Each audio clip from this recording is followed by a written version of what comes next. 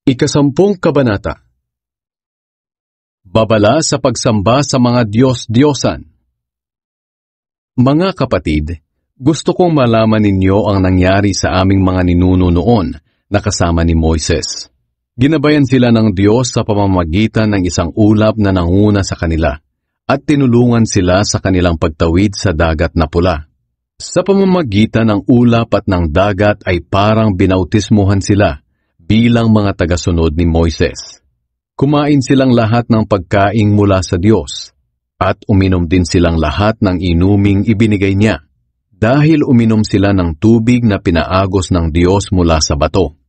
Ang batong iyon na sumama sa kanila ay walang iba kundi si Kristo. Ngunit sa kabila nito, karamihan sa kanila ay gumawa ng hindi kalugod-lugod sa Diyos. At dahil dito, nangalat ang kanilang mga bangkay sa ilang. Ang mga nangyaring iyon sa kanila ay nagsisilbing aral sa atin para mabigyan tayo ng babala upang hindi tayo maghangad ng masasamang bagay tulad ng ginawa nila. Huwag kayong sumamba sa mga Diyos-Diyosan tulad ng ginawa ng iba sa kanila. Sapagkat sinasabi sa kasulatan, nagpista ang mga tao, nag-inuman at nagsayawan sa pagsamba nila sa mga Diyos-Diyosan. Huwag kayong gumawa ng sexual na imoralidad tulad ng ginawa ng iba sa kanila. Kaya pinarusahan sila ng Diyos at 23,000 ang namatay sa kanila sa loob lang ng isang araw. Huwag ninyong subukin ang Panginoon tulad ng ginawa ng iba sa kanila. Kaya namatay sila sa tuklaw ng mga ahas. Huwag din kayong mareklamo tulad ng ilan sa kanila. Kaya pinatay sila ng anghel ng kamatayan. Ang mga bagay na ito'y nangyari bilang halimbawa sa atin at isinulat upang magsilbing babala sa ating mga nabubuhay sa panahong nalalapit na ang katapusan ng lahat. Kaya kung iniisip ninyo na matatag na kayo sa inyong pananampalataya, mag-ingat kayo at baka mahulog kayo sa kasalanan. Walang pagsubok na dumarating sa inyo na hindi naranasan ng ibang tao. Ngunit maaasahan natin ang pangako ng Diyos na hindi niya tayo pababayaang subukin ng higit pa sa ating makakaya. Kaya kung dumaranas kayo ng pagsubok, gagawa siya ng paraan para mapagtagumpayan ninyo ito. Kaya mga minamahal, huwag kayong sasamba sa mga Diyos-Diyosan. Sinasabi ko ito sa inyo bilang mga taong nakakaunawa, kaya pag-isipan ninyo ang sinasabi ko.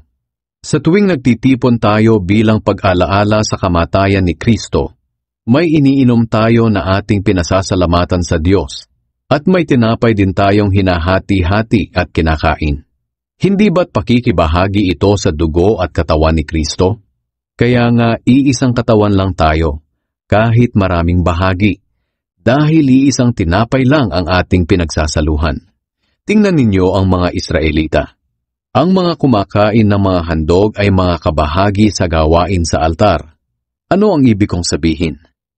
Sinasabi ko ba na may kabuluhan ng mga Diyos-Diyosan o ang pagkaing inihandog sa kanila? Hindi. Ang ibig kong sabihin ay inialay nila ang mga handog na iyan sa masasamang espiritu at hindi sa Diyos. Ayaw ko maging kabahagi kayo ng masasamang espiritu. Hindi tayo maaaring makiinom sa baso ng Panginoon at sa baso ng masasamang espiritu. At hindi rin tayo maaaring makisalo sa hapag ng Panginoon at sa hapag ng masasamang espiritu. Gusto ba nating magselos ang Panginoon? Mas makapangyarihan ba tayo kaysa sa Kanya? Maaari nating gawin ang kahit ano, pero hindi lahat ay nakakabuti o nakakatulong. Huwag lamang ang sarili ninyong kapakanan ang inyong isipin, kundi ang kapakanan din ng iba.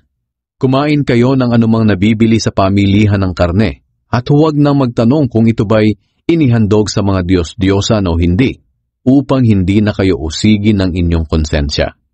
Sapagkat sinasabi ng kasulatan, ang mundo at ang lahat ng naroroon ay pag-aari ng Panginoon. Kung imbitahan kayo ng isang hindi mananampalataya sa isang salo-salo, at gusto ninyong dumalo, kainin ninyo ang anumang ihain sa inyo nang hindi na nagtatanong kung ito ba'y inihandog sa mga Diyos-Diyosan o hindi, upang hindi na kayo usigin ng inyong konsensya. Ngunit kung sinabihan kayo na ang pagkain ay inihandog sa mga Diyos-Diyosan, huwag na kayong kumain, alang-alang sa nagsabi nito sa inyo, upang walang mabalis ang konsensya.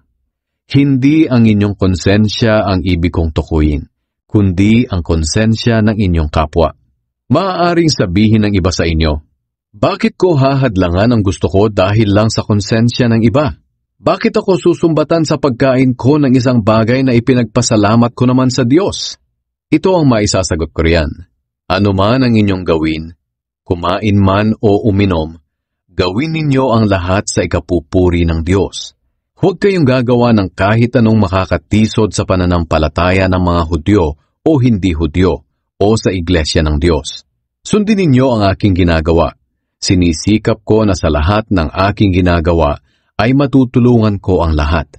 Hindi ang sarili kong kapakanan ang aking iniisip, kundi ang kapakanan ng iba upang maligtas sila.